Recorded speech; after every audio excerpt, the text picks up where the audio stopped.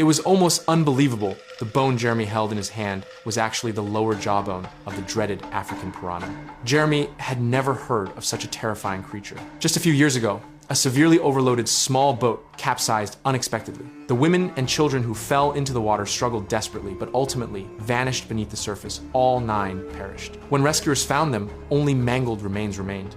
Afterward, people identified the African tigerfish as the culprit.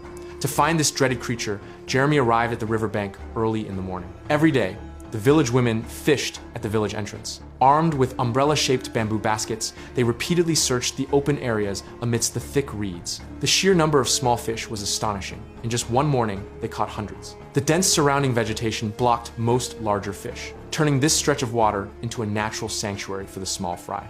This was precisely why Jeremy hadn't found the African tigerfish. Through conversations with several women, Jeremy learned a quick method for locating schools of fish. Simply follow the movement of water birds to find feeding fish. This approach proved highly effective, and Jeremy soon spotted a school near the reed beds. They churned the water, sending ripples across the surface. Unfortunately, the dense weeds made fishing rods useless here.